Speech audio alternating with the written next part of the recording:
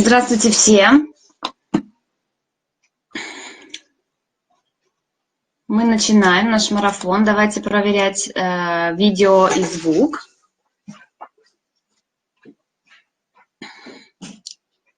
Ставьте плюсики, пожалуйста, что вы меня слышите, что вы меня видите. Угу. Хорошо. Отлично. Итак, давайте уже как обычно, да, начнем наш марафон сегодня с повторений наших правил. В первую очередь, да, пожалуйста, не забывайте, что мы остаемся вежливыми друг к другу по отношению друг к другу, уважительными, не рекламируем и не делимся ссылочками в чате, да, у нас чат служит для того, чтобы мы общались, чтобы вы задавали вопросы, чтобы вы принимали активное участие и, собственно, определялся наш победитель. Кстати, о победителях. Да? Сегодня по окончании нашего марафона вам на почту придут наши подарки. Мы ведем статистику, кто из вас был самый активный, чьи вопросы были самые интересные. И вы получите наши подарки, набор сопутствующих материалов для обучения, для самостоятельного даже обучения. И бесплатный урок, пробный урок получит самый активный, самый интересный вопрос. Ну а тот, кто был с нами на протяжении 3 дней и был самым активным, и задавал самые интересные вопросы, получит целый бесплатный курс. Вам позвонят, вам обязательно позвонят и осчастливят вас этой наградой. Итак, сегодня с нами будет вести марафон, участвует Джеймс Казенс. Он поделится своим опытом работы с детьми и преподавания английского языка. Джеймс у нас австралиец, прекрасный педагог, тоже с большим опытом работы. Очень интересная личность, незаурядная, очень улыбчивый, солнечный человек. Также мы поговорим о школьной грамматике, международных экзаменах, о наших экзаменах государственных ОГЭ и ЕГЭ. Да, я вам расскажу последнюю, кстати, информацию о них. И как мы готовимся, да, как мы обычно готовимся к этим экзаменам, к этим испытаниям. И еще несколько пунктов, но по времени, да, у нас есть ограничения, не забываем, да, я постараюсь осветить самые интересные моменты. Итак, мы сейчас с вами начинаем работать с Джеймсом Казеном. Я приглашаю его в эфир. И у Джеймса очень интересная презентация, да, и, конечно же, если кому-то нужно, чтобы я переводила, пожалуйста, не стесняйтесь и задавайте вопросы и ставьте комментарий, что вам нужен перевод. Hi, James. Hi, Natalia. Nice to see you. Nice to see you too. All right, well, I begin then. Mm-hmm. Excellent. Now, just before I begin, sorry, everyone. Natalia, do you have the presentation that we can show everyone? Yes, but I should try to just give me a second to Oh, no problem. to share it. Yeah. Mm-hmm. Okay. Can you see it? All right. Not yet. Fantastic. That's what I wanted. Yeah. And I will just go through and tell you when to switch slides. So, first of all, just Yeah. Yeah. All right. I think you can do it yourself. To switch the slides. Try. Oh, fantastic! That makes my life so much easier. All right, Okay. excellent. But please do some pauses too, because not everybody understands you, and I need some time for translation. Okay, for some people. Okay, no problem. If I'm talking too much, Natalia, just tell me to be quiet. Okay. Okay. That's no problem, and I'll let you translate. All right. So, as Natalia has already said, my name is James Cousins. I just thought before we began, I would just give you a little bit of information about my background, my history, my qualifications, just so you know who I am and why I'm here talking to you. in the first place.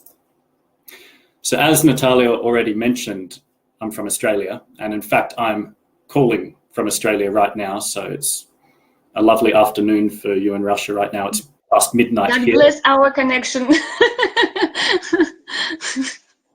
Okay. Yeah. So obviously, and hopefully, hopefully you can tell from my voice that I am a native English speaker. And actually, my father is from the UK and my mother is from New Zealand. So growing up, we had 3 different variants of English at home, 3 different accents. So sometimes people say my accent's a little British or something. That's why, probably. Okay. In regards to my education, well, in 2012, I completed a Bachelor of Arts at Macquarie University in Sydney. And in the same year, I also got my Cambridge CELTA, which is, I'm sure you know, a qualification to teach English as a second language to people. And that was also in Sydney. And I also got a certificate for in TESOL, which is similar to a CELTA, but it's geared towards the Australian market. So, for example, we have a lot of Asian students in Australia, but it's a similar thing to the CELTA. And recently, in 2019, I completed a Master of Teaching, secondary. Congratulations. Thank you very much. And what that means is it's a Master of Teaching specifically about how to teach secondary school. Our school system in Australia is split into junior and senior. And senior is ages, well, secondary school is ages 12 to 18. So basically, it's a master's in pedagogy for teenagers, which is coincidentally kind of the focus of what we're going to be talking about right now. Now, in regards to, would you like to need to... Yeah. Итак, Джеймс рассказал немножко о себе. Это высококвалифицированный педагог. Так же, как наряду с его государственным образованием, у него есть международные образцы сертификатов, такие как CELTA и TESOL. TESOL больше, он практически похож, да, с CELTA, потому что он просто требуется как отдельный стандарт в Австралии. Вот. CELTA дает право на преподавание английского языка как неродного, да, как второго языка, в международных школах по всему миру. И Джеймс, с чем мы его поздравили, в 2019 году получил еще и степень, ну, так скажем, магистра, да, если переводить на русский, университетскую степень магистра, который дает право преподавания в старшей школе. Австралийское образование делится на 2 категории, да, до 12 лет и с 12 до 18, да, то, что у нас обычно называется старшей школой, так скажем. Вот. Ну, естественно, мы сегодня говорим как раз о школьной программе и как преподавать, да, детям школьного возраста, какие особенности у нас в преподавании языка существуют. Okay, James, you can go on. And I'll just finish up my very exciting background. In relation to my employment, well, I worked with IEC between the years of 2012 and 2017, initially as an English teacher and then as the head teacher in the Geldor branch.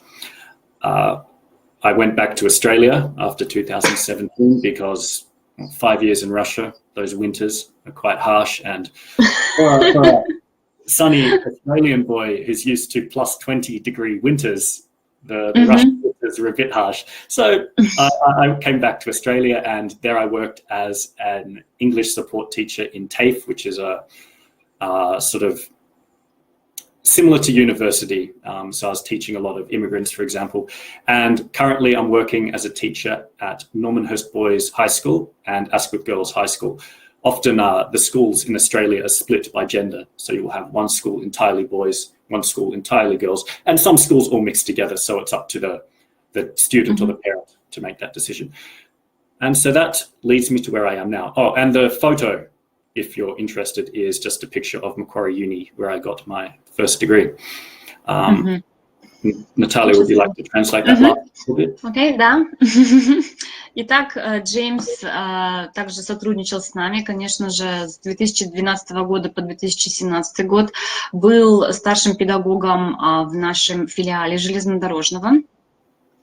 Блестяще подготовил очень многих студентов в знании языка и в подготовке к международным экзаменам. Но холодные зимы, русские холодные зимы не прошли даром для австралийского человека, потому что зима в Австралии это плюс 20. И, конечно же, да, душа попросилась домой в теплые края. But James, welcome back always. Yeah, I definitely will want to come back and visit. All right, so what are we going to chat about today? I've got three main points I want to discuss with everyone, and here they are. I want to discuss the importance of language immersion. Immersion means being surrounded by the language. I want to talk about teaching grammar through context, and I want to talk about constructive and communicative pedagogy. Now, my focus is on teenagers, but a lot of the points I'm going to talk about equally apply to adults and to students 10, 11, 12 years old. So that's something to keep in mind. And you might notice the cat sitting there. I couldn't find an interesting photo for this slide, so I just took a picture of my cat. His name is Boris. Is it yours? Oh, it's mine, Boris. Yeah, I gave him a Russian name to remind me. Wow. Yeah, that's good. All right. Cool presentation, James. Very interesting. Да, Джеймс будет говорить о том, что как важно, да, языковое погружение в педагогическом процессе, как важно именно позволить ребенку, да, через это языковое погружение, не только ребенку, но и подросткам, так же, как и взрослым, как важно их погрузить в эту языковую среду, чтобы вырабатывалось то самое правильное знание и чувство языка. Даже мы вчера об этом с вами говорили, да, потому что в связи с этим, да, в связи с этим глобальным погружением можно правильно и точно, и именно так, как нужно, соответствующий всем стандартам, узнать язык, да, овладеть этим языком. Да. Ну и представил нам он своего кота с русским именем Борис. Окей. And one final point, these things that I'm going to be talking about, they apply equally whether you're studying language on site in a school or if you're studying online. So these same facts hold true regardless of the context in where you're learning the language. Итак, также техники, о которых расскажет Джеймс, подходят и для онлайн-обучения. То, чем мы сейчас занимаемся, да, все занимаемся повсеместно, потому что мы перешли на онлайн-обучение. Okay, and moving on. So the first thing we're going to talk about is language immersion. And the question, what is the best way to learn a language? Now, I'm sure if you just think about it, you can easily think of the best ways to learn a language. Now, probably the best way to learn a language is to be lucky enough to be born in that country. In my school right now, for example, there are several Russian students I teach, but they moved to Australia when they were 4 years old or 3 years old. And so they speak Russian perfectly and they speak English perfectly. Obviously, not everyone is lucky enough to have that situation going on, which leads us to the second best way to learn a language. And that is, well, probably to move to a country and surround yourself in that country's culture. For example, moving to the UK or Australia. That would be the second best way to learn a language. But there's a problem with that because obviously we all have our lives in our own countries. We can't just give up and move to another country like that. And same thing, you can't just choose to be born in a country. So that leads us to the question, if those two ways are the best ways, well, what can we do? Natalia, could you please translate, and then we'll move on. Итак, какой же самый лучший способ выучить язык? Да? Ну, Джеймс говорил о двух самых лучших. Это родиться в стране, да, изучаемого языка, ну, и, то есть быть носителем. Очень много его студентов как раз-таки русские, но которые, возможно, даже не родились в Австралии, а приехали в 3 года или в 5, и они в совершенстве, да, если можно так выразиться, хотя я не люблю так говорить, в совершенстве говорят на русском, в совершенстве говорят на английском, то есть они вырастают билингва, да, либо же приехать в страну, да, то есть, ну, дать себе возможность окружить себя этим языком, который мы хотим выучить, то есть погрузиться в среду языковую, но, конечно же, не у всех есть такая возможность, да. Мы не можем выбрать, во-первых, место рождения, да, хотя я иногда думаю, боже мой, как хорошо, что я знаю русский, потому что, на самом деле, выучить его, мне кажется, это очень сложно, со всеми нашими окончаниями, приставками и так далее. Но, тем не менее, да, все-таки найти можно выход, да, если вы не можете жить за границей, если вы не можете переехать за границу, но слава богу, сейчас, да, в современном мире есть возможности, чтобы найти учителя, во-первых, да, носителя для себя и позволить себе заработать, выучить этот язык, да, в какой-то степени, сделать любые шаги, чтобы начать учить язык. So that leads us to, well, what can we do? So the best way is to recreate these conditions as close as possible. So we can't all go and live in the UK, but luckily, especially with the technology we have and the opportunity we have to study with native speakers, we can do the following things. We can simulate an English environment. Now, how does that look? Well, first of all, you would have a teacher who's speaking only English. In class, the students are speaking only English to each other. They're not relying on Russian. Simulating an English environment can be everything from, I don't know, something small like changing your phone so that the text is in English. It might be something like listening to songs in English. It could be when you watch movies. I've noticed when I was in Russia and I would see movies, films that is, Russians didn't seem to like subtitles. They preferred dubbing with the Russian voice over, which I thought was very interesting because I spent some time in Finland and they have a law that all films can only have subtitles, not dubbing. And I think that might be one of the reasons why young Finnish people speak English so well, because those films are giving them this simulated English environment. If you translate that point, then we'll go to the next. Итак, первый пункт, да, как мы можем создать эту себе условия, да, языковые условия, в которых мы можем себя погрузить, так скажем, ну, если у нас нет возможности другого, да, погружения, реального погружения в языковую среду. Мы можем, так скажем, создать себе какую-то симулятивную языковую среду, английскую, да, то есть такое искусственное погружение. Ну, во-первых, учитель, который говорит только на английском в течение урока, да, и детям, у детей висит значок в классе, да, no Russian, please, only English speaking zone, like this, что-то типа этого. Вот. Мы можем начать с самого малого. Допустим, перевести наш телефон, язык нашего телефона полностью на английский, да, или у меня даже от себя добавлю, была знакомая, которая перевела все свои соцсети тоже на английский язык, да, что нас побуждает к тому, чтобы мы реагировали, да, на этот язык уже, и наш мозг переключался автоматически, да, на этот язык. Языковая догадка, опять же, развивается, да, у нас в некоторых функциях, когда мы догадываемся, да, что за функция это устройство, да, интерфейс. И это возможность, конечно же, именно вот так симулятивно погрузить себя, да, в этот язык. Допустим, Джеймс рассказал примерчик из Финляндии, да, что люди там смотрят фильмы, если он английский, то у них только субтитры идут на финском. Перевода дублирующего нет. Такой закон, да, у них. И вот почему большинство молодых людей в Финляндии говорят так хорошо по-английски.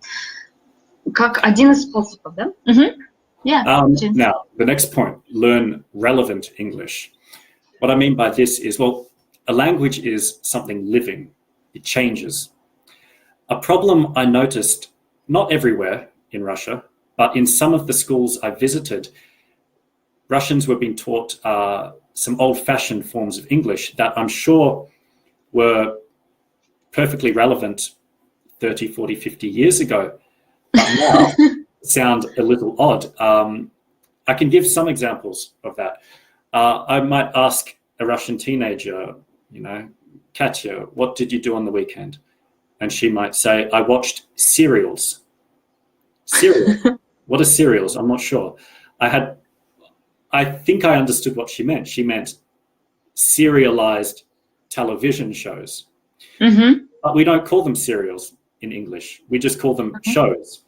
And it's little things like that. So something to be aware of is to make sure the English you're learning is relevant.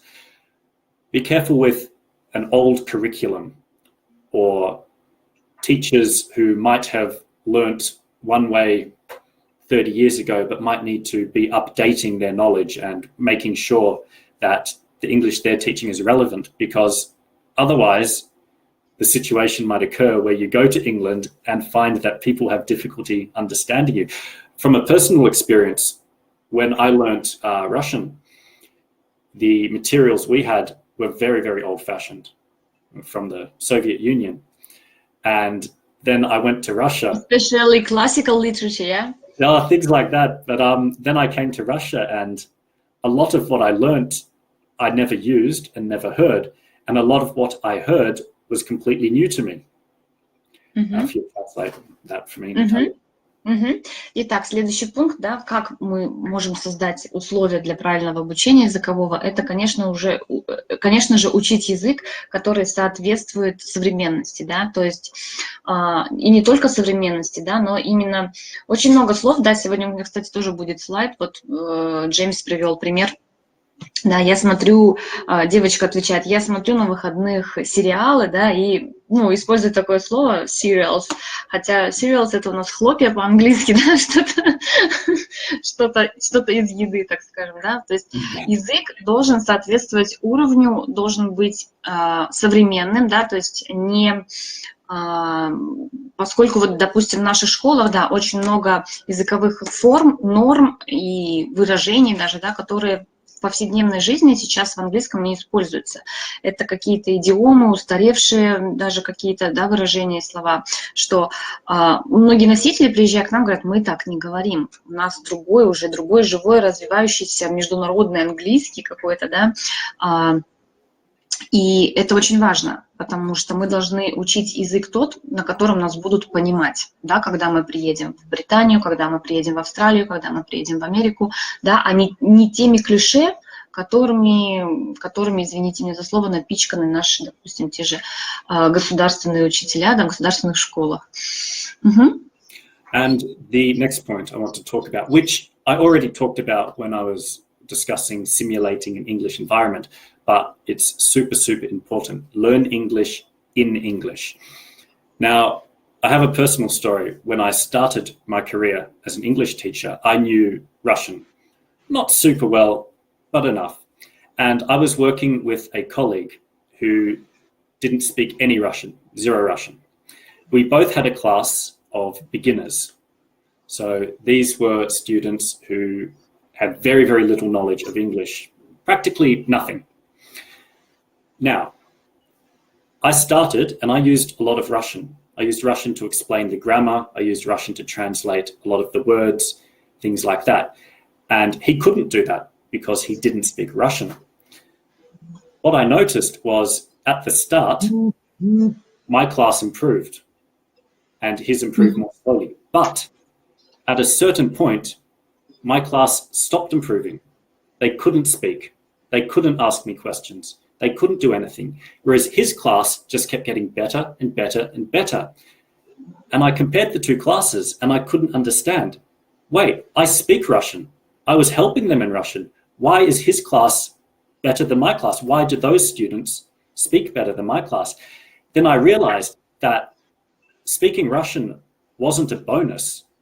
It was actually a penalty. Vice versa. Yeah, it was actually a negative. Speaking Russian in the class was actually delaying the progress of these students.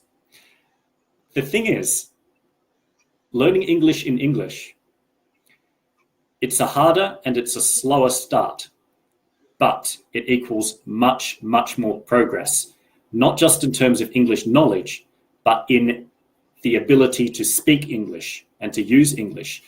Whereas a teacher who just uses Russian to teach the students English, well, they have a fast, easy start, but no progress. And eventually those students won't be able to ask anything in English because they've come to rely on Russian as a tool to structure their understanding. If you could translate. Yeah. Итак, одна очень супер-супер важная, да, сторона обучения в английском языке — это, конечно же, учить английскому на английском. Да? И Джеймс привел свой пример, когда он приехал преподавать в наш центр, в Россию, английский язык, и у него был уже какой-то базовый русский. Со вторым своим коллегой, у которого был нулевой русский, они пошли учить русский. И Джеймс однажды подумал, что если я не могу что-то объяснить детям на английском, я буду объяснять им на русском. И получилось так, что дети его начали довольно-таки успешно изучать английский, но потом у того преподавателя он его немножко обогнал, да, и Джеймс решил выяснить, в чем же особенность, да, и оказалось, что использовать русский, объяснение на русском русским детям, такой медвежьей услугой для них оказалось, потому что они не чувствовали уже такую прям потребность, да, переключаться на английский язык. Они понимали, что с педагогом они могут разговаривать на русском, и не нужно использовать свои знания, не нужно напрягать свой мозг, да, переключаться, вытаскивать из себя этот вокабуляр на английском, чтобы общаться с педагогом. А вторая группа того педагога, который не использовал русский на своих уроках и старался все путем соотношения ассоциаций и каких-то связей, да, визуальных и языковых, все-таки продолжал обучать детей на английском, у них был гораздо быстрый, большой и видимый прогресс. Поэтому очень важно учить языку на языке. Да? Okay? Excellent. So all that talking about learning English in English always leads to this question, which I've heard a million times when I've been teaching English. Inevitably, a student or a parent of a student will say, James, how can you teach Russian's grammar without speaking Russian in class? To which I always say to them, well, how did you learn Russian grammar? Did someone sit you down and teach you? Think about it. When you learned Russian, what did you learn first? You learned how to speak first, then later you learned the rules. Now, what we try and do in our classrooms, and what a good teacher should be doing, is trying to structure it so that the students gain an understanding of how to use the language. And from that, they can then themselves figure out the grammar rules and apply them to that. So it's entirely possible to teach grammar even if you're not speaking the native language.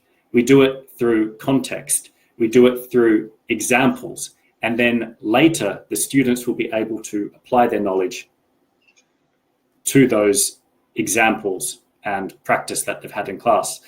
And which leads to the next point here, which is just that using the language in action is the best way to learn the rules. For example, a class of students, I might tell someone, I don't know, close the door, close the door. They will understand. I want them to stand up, go to the door, shut the door. Now, I didn't teach them the imperative form in English, did I? I just said, close the door. They understand from context, from my gesture, close the door. Later, when we study imperatives, they remember, oh, okay, I understand the form that imperatives take because James has told me to close the door, come here, write on the board, open the book, like that. That's a very, very simple example, but it applies throughout the language levels. Natalia, if you could translate. Yeah. Итак, как же мы можем обучать грамматики, не говоря на русском языке, да, и Джеймсу тоже такой вопрос задавали, и Джеймс спрашивал их в ответ: хорошо, а как же вы учили тогда родную грамматику? Вот с самого начала, еще до того, как вы пошли в школу. Конечно же, посредством только языкового общения. И все, да, мы знали, что пойди туда, принеси то, она пришла, он пришел, да, это тоже грамматика. Только посредством ситуативного восприятия языка мы выучились своей грамматике. То же самое делают профессиональные педагоги, квалифицированные на уроке. Они объясняют грамматику посредством ситуации и посредством обеспечения погружения в эту ситуацию.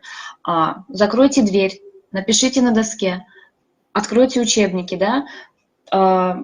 Все это для начального уровня просто команды, которые ученики познают, узнают в течение урока и выполняют их, да, ну, потому что Джеймс показывает, или другой какой-то учитель показывает жестикуляции, да, что нужно сделать. Они соотносят действия с его его звуковым сопровождением, да, с его звучанием. А дальше в процессе роста, да, языкового мы подходим к грамматике, допустим, повелительное наклонение. И ученик понимает, да, что повелительное наклонение – это как раз предложение, начинающееся с действия, да. Сделай, открой, закрой, положи, пиши, выучи и так далее. Да? То есть это все проживается через ситуацию. Вся грамматика проживается через ситуацию. Мы не учим теорию, мы не рассказываем на нашем родном языке, как это происходит. Мы работаем, учим английский на английском. Fantastic. And now moving to the next thing. Here we go. All right. So we're going to talk about constructivist pedagogy, which also touches on the communicative method. And you'll notice I've put a coach there and someone who's training with boxing. And let's just jump to the next thing with a situation I want to talk about. Now, this situation is about boxing, because I do boxing and I like boxing. It's interesting. But it could be any sport. So it could be hockey, it could be volleyball. It doesn't matter. So I'm just going to take you through these situations, and then I will explain why I'm talking about boxing in an English lesson. Don't worry, it'll make sense. It'll make sense. All right, so our two scenarios. And I'll pause after each scenario so Natalia can translate. So scenario one, Maxime, good Russian name. Maxime wants to learn to box. He decides to take some boxing lessons. He takes boxing lessons for 3 months. His coach shows him some basic moves and they practice them again and again in a realistic situation. So like they're actually doing a match. When Maxime's skill increases, his coach shows him more advanced moves, which they practice again and again. I'll do the second one as well, then translate them both. Yeah. So scenario two, Artyom, another good Russian name. Artyom also wants to learn to box. He also decides to take boxing lessons.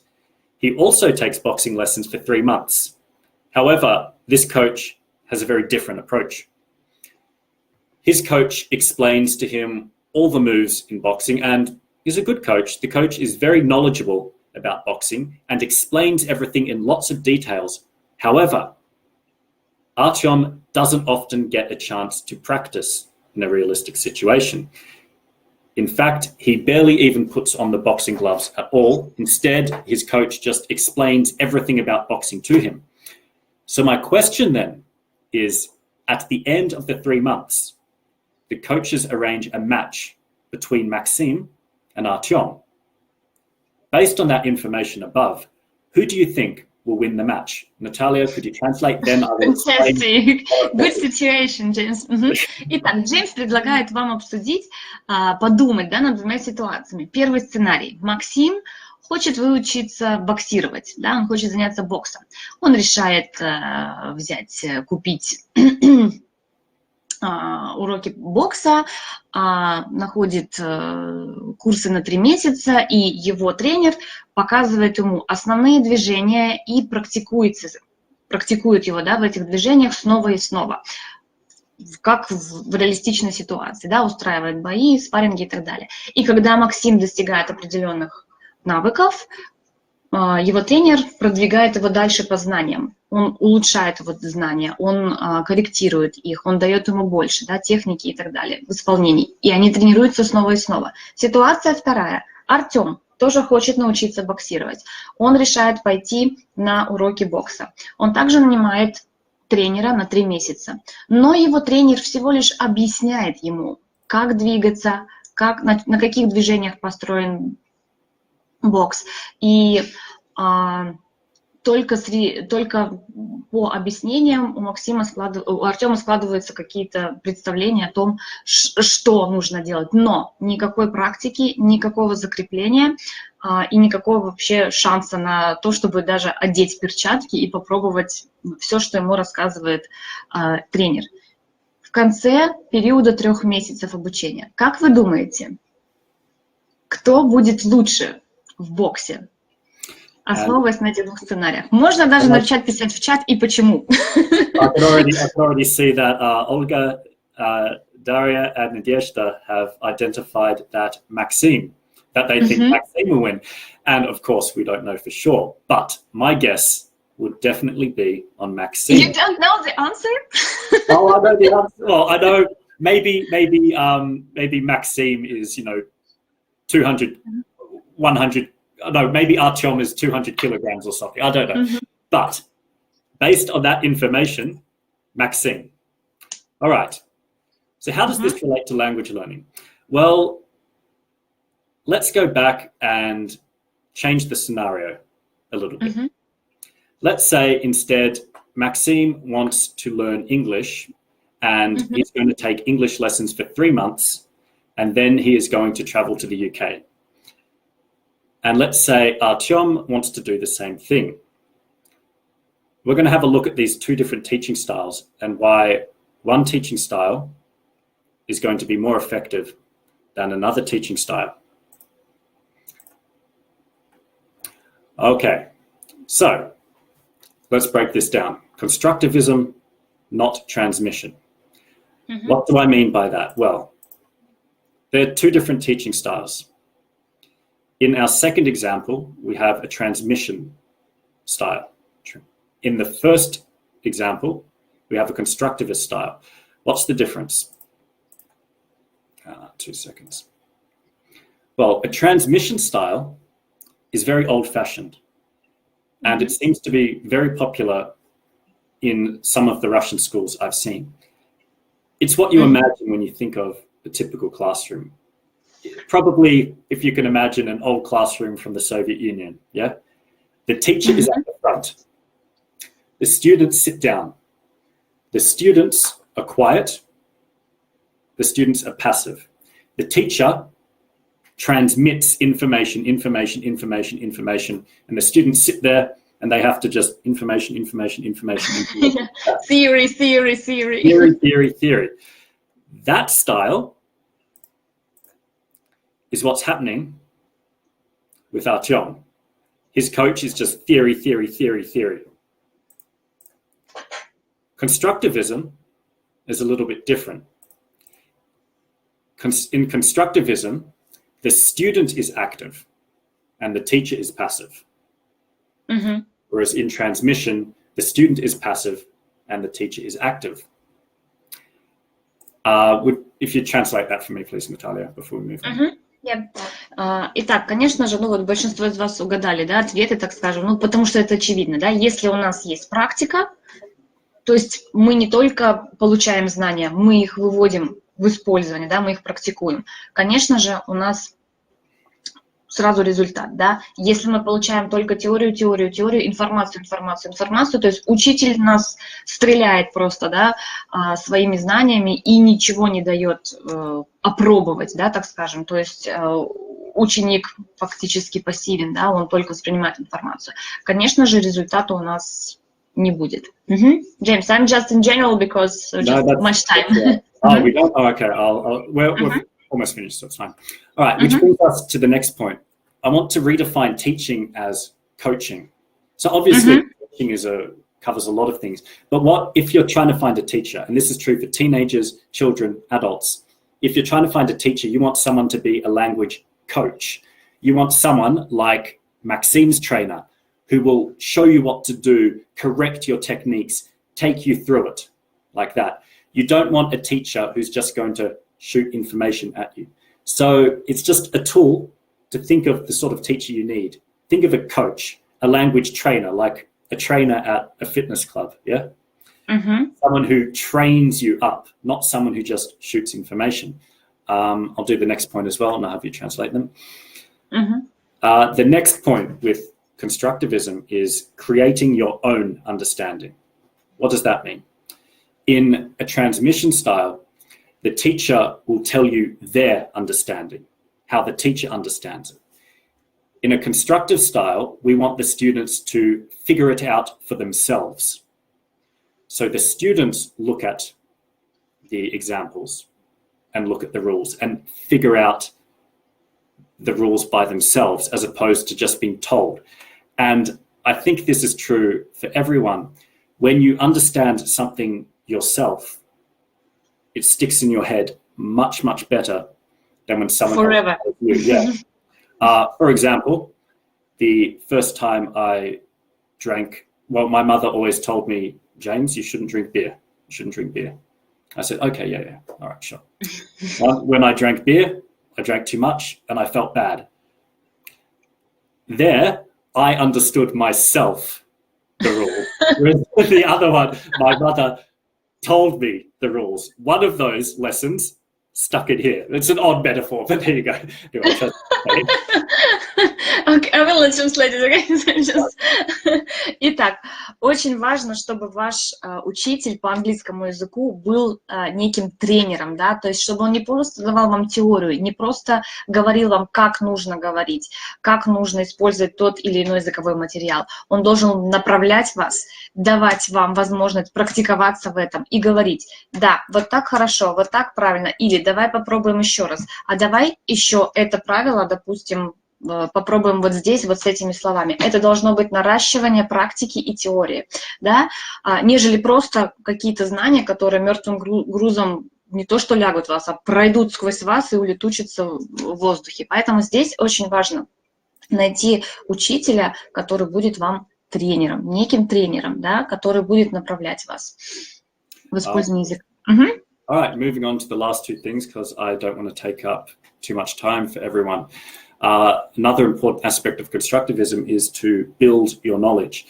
Often teachers teaching English in a transmission-based style, they'll say, all right, this week we are doing present perfect, and we are going to do it all, and everyone is going to know it, and that's that.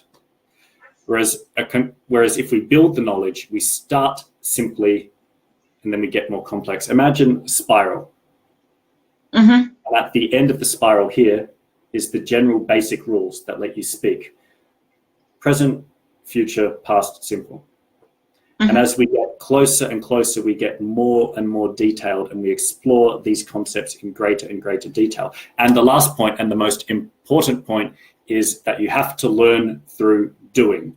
You can't read a book and then speak English. It's impossible. You can't just read a book and then know English. And in the same way you can't read a book and know English, you can't just have someone tell you all the rules and then know English. You have to practice, practice, practice, learn through doing. Like Maxime, not Artyom.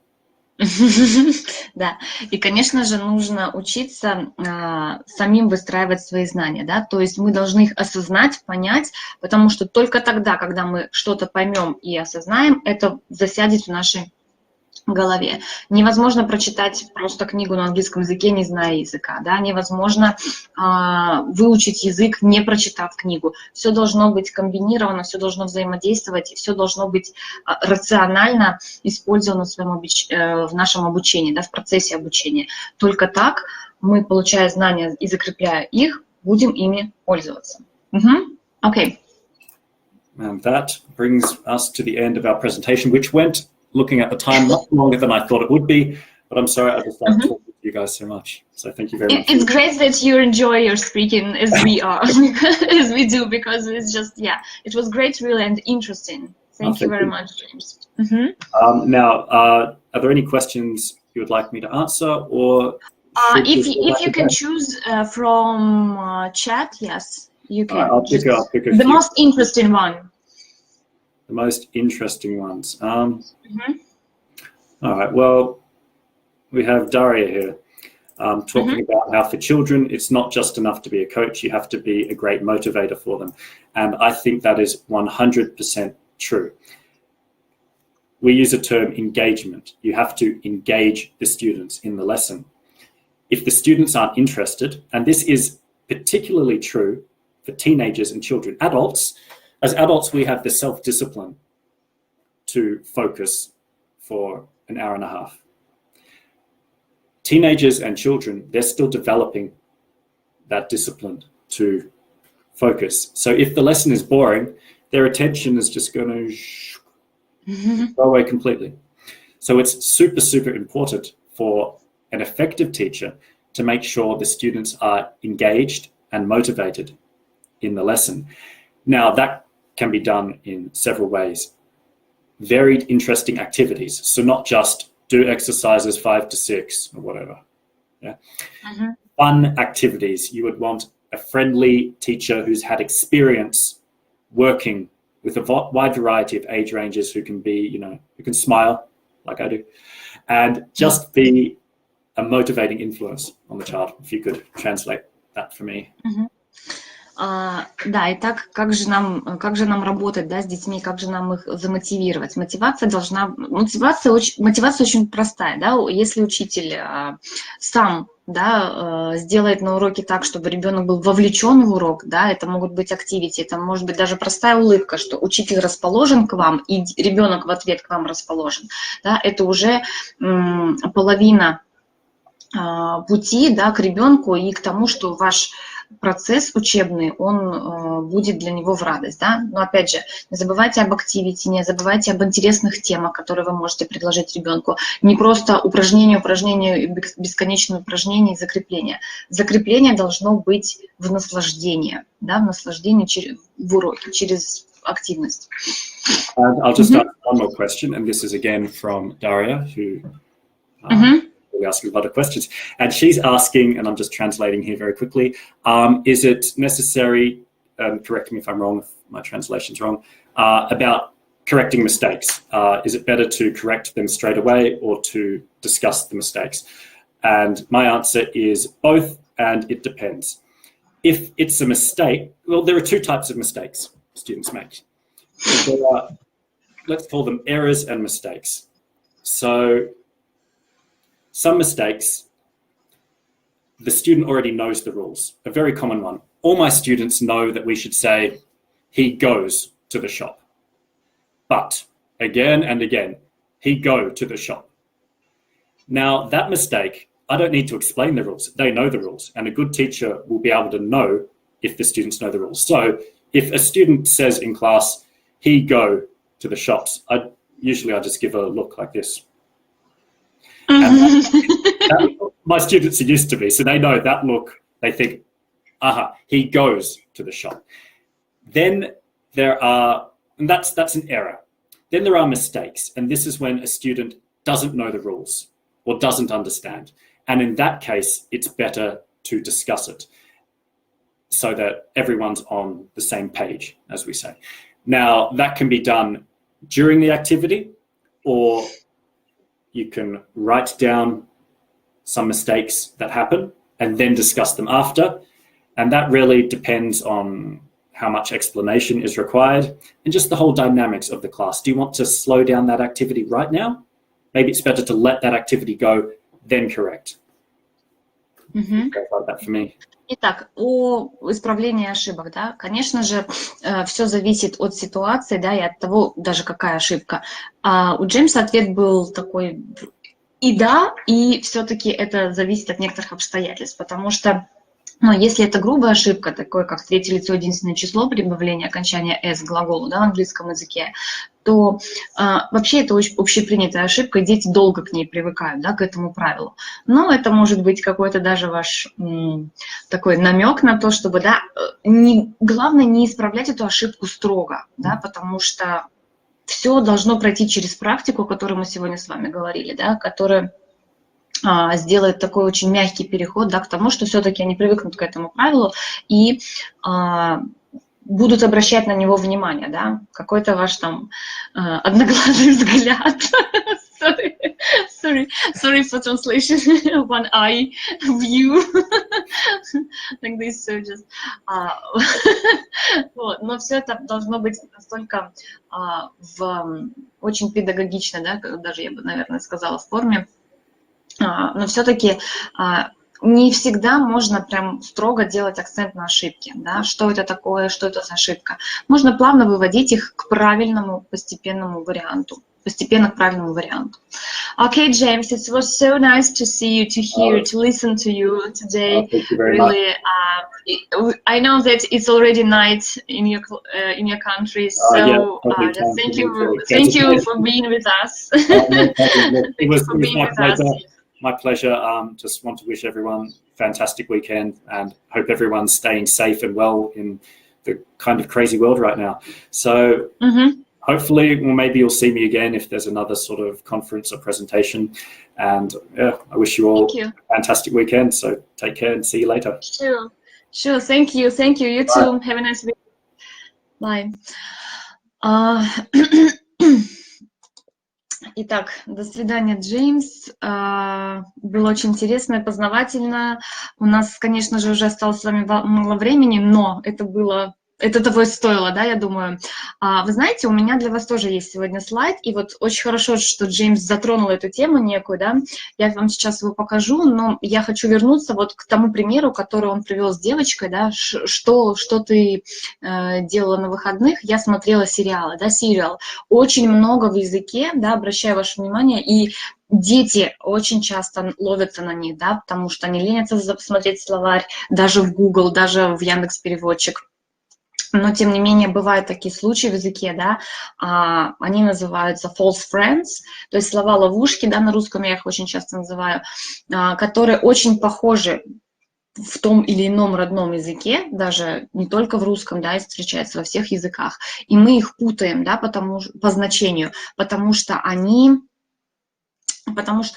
очень похожи с теми значениями по произношению, по звучанию в нашем языке. Они называются омофоны. Давайте я вам сейчас один из своих слайдов, чтобы вы могли оценить, да, вот как раз-таки те ловушечки, да, false friends. Скажите мне, пожалуйста, какие слова, похожие на русские, вы узнаете в этих словах?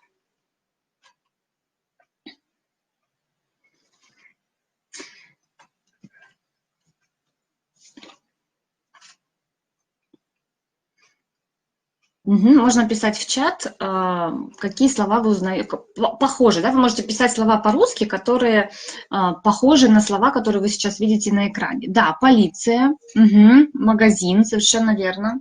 Магазин — это вообще хит, просто он держит хит-парад уже много-много лет. Бриллиант, да. Поэма, совершенно верно. Генерал, интеллектуальный, отлично.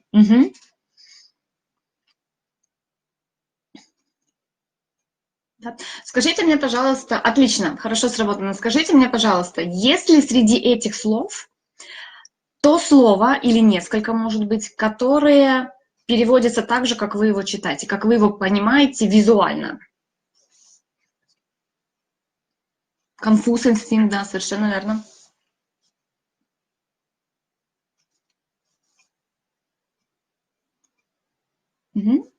Есть ли слово, которое не меняет свой стих, боже мой, смотрю на чат, свое значение в русском и в английском? То есть оно выглядит точно так же. Вот пишут инстинкт, аргумент, поэма, поэм. Еще варианты. Почему участвует одна Дарья? Пожалуйста. Конфуз, Ольга. Отлично.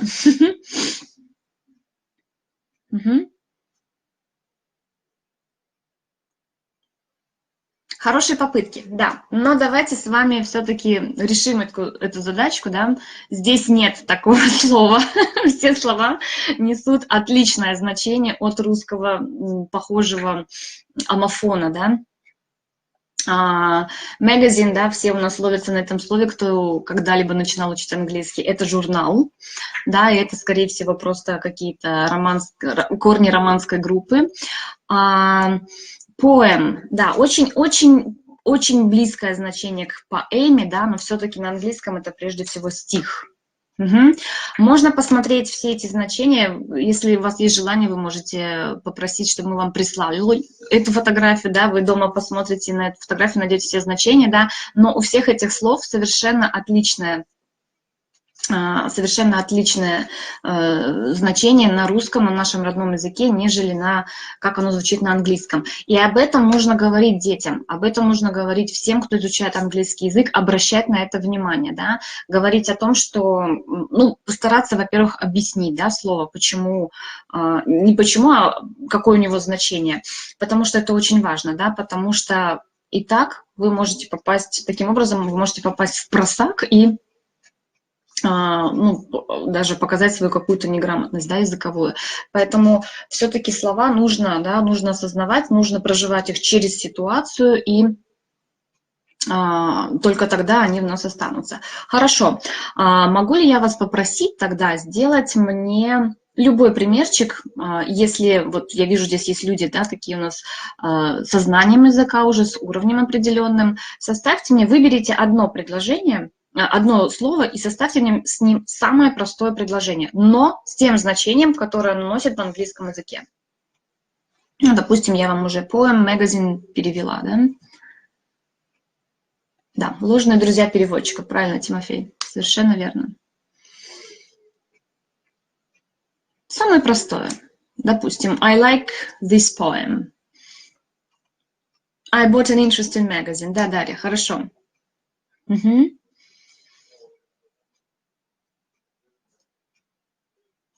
Отлично. Еще примеры. Самые коротенькие, самые простые. He is a brilliant student. Да, brilliant в значении превосходный, да, не бриллиант, как мы говорим, а превосходный ученик. Конечно, отлично. Интересный журнал, да, я купил интересный журнал, не магазин. Я не могу купить магазин. Магазин по-английски shop. Оттуда у нас есть уже русское слово shopping. Совершенно верно. Отлично, ребят, отлично. Да, пожалуйста, обращайте на это внимание и внимательно, да, то есть то, о чем говорил даже Джеймс сегодня, мы должны конструктивно относиться к нашим знаниям, тем знаниям, которые мы получаем. Мы должны их не просто беречь и собирать, мы должны их усваивать грамотно, да, и в этом, конечно же, нам поможет наш самый настоящий учитель, который будет для нас не просто учителем, будет нашим тренером по боксу, да, и теория, и практика. То есть полностью такое интегрированное, взаимодействующее образование. He was not so intelligent. Да, хорошо. Хороший пример. Что же такое intelligent? Кто мне скажет? Это интеллигент? Insulting me. Угу. Отлично, пошли примеры. Супер. Да, умный. Совершенно верно. Умный, образованный человек. Здорово. Давайте мы с вами, ребят, сейчас...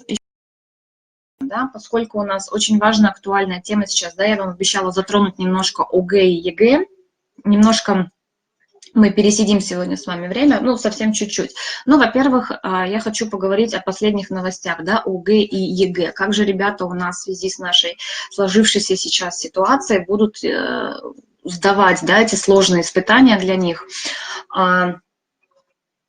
Дело все в том, что буквально вчера правительство наше и Министерство образования приняло решение, что формат ОГЭ ребята будут сдавать только обязательные экзамены, это русский, математика, предметы по выбору у них отменяются. Что касается ЕГЭ, то никакой альтернативы для него, конечно же, нет. Это очень сложно провести его онлайн или каким-то либо еще необычным способом, нежели как ребята сдают это каждый июнь.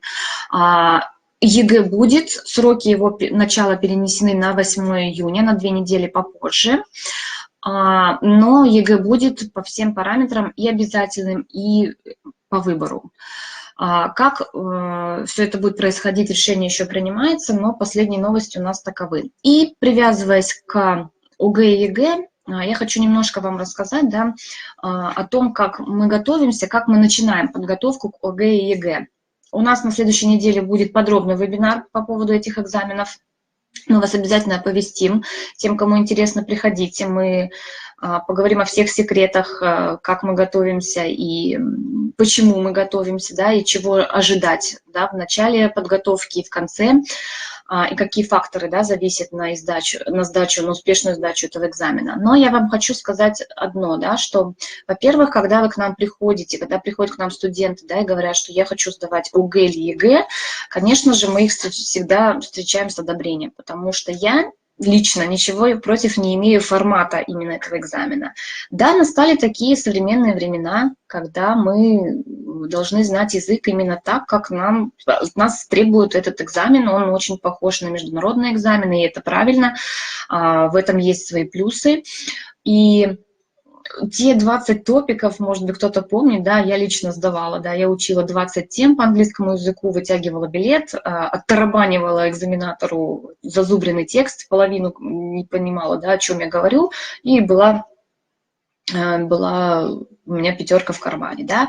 Эти времена прошли, к сожалению, не все с этим согласны, но тем не менее, да, у нас требования современности к уровню языка изменились, они стали выше, и это правильно, потому что действительно мы живем в обществе, которому требуется знание английского языка. Мы открыты, весь мир для нас открыт. О чем я говорю с родителями при первой встрече, да, когда они приходят вместе с детьми и говорят нам о том, что мы хотим готовиться к сдаче ОГЭ и ЕГЭ. Ну, во-первых, я не скрываю, да, о том, что это сложно, но это возможно.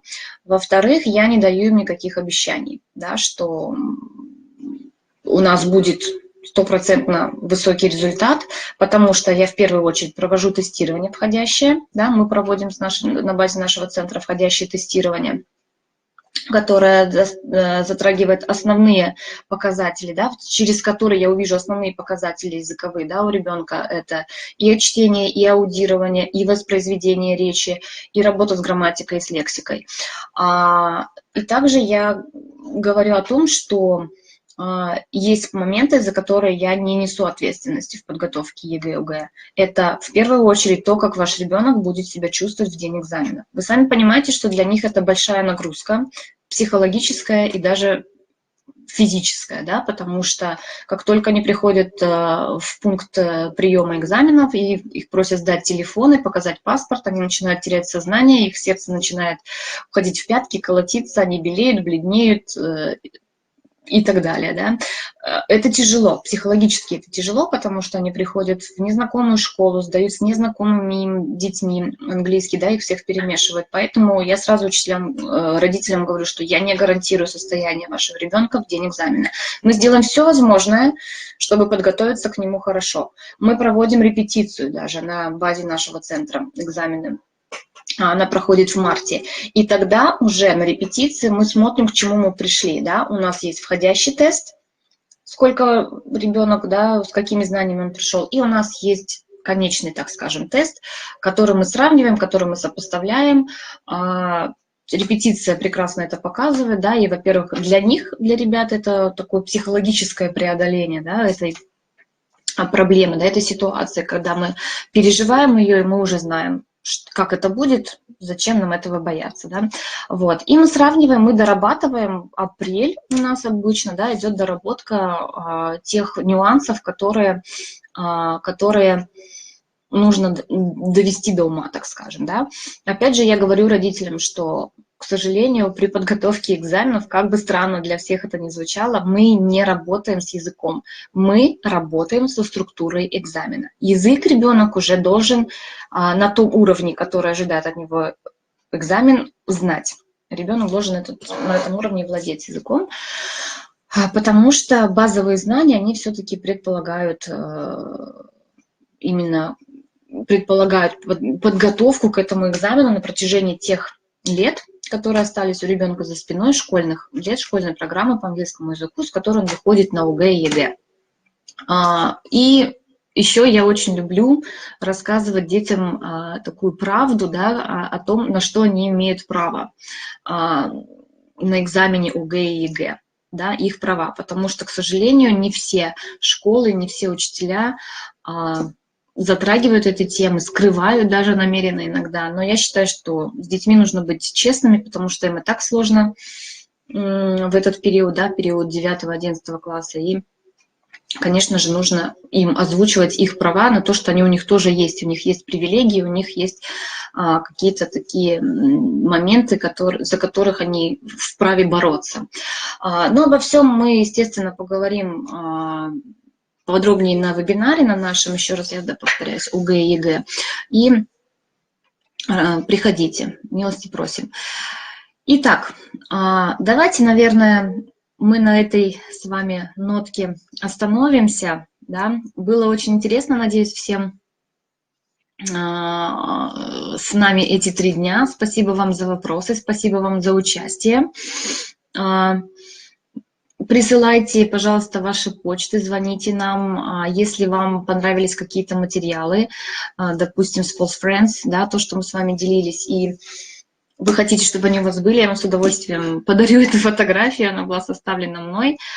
Так, небольшая памятка о том, на какие слова стоит обращать внимание, причем это самые обиходные слова, которые вы встречаете в процессе изучения. Надеюсь, мы вас порадовали, те, кто с нами работал, учился, тем, что вы повидались со своими педагогами. Мы были тоже очень рады, что они были с нами. Были рады с ними опять посотрудничать, так же, как и они с нами. И надеемся, что мы еще с вами не раз увидимся. Пишите нам, пожалуйста, свои темы, предлагайте темы вебинаров, на которые мы еще с вами можем встретиться и поговорить. Да, это всегда интересно, потому что мир не стоит на месте, и процесс, точнее, так скажем, методика преподавания иностранных языков развивается и прогрессирует каждый день. Спасибо большое, что были с нами. До новых встреч. До свидания.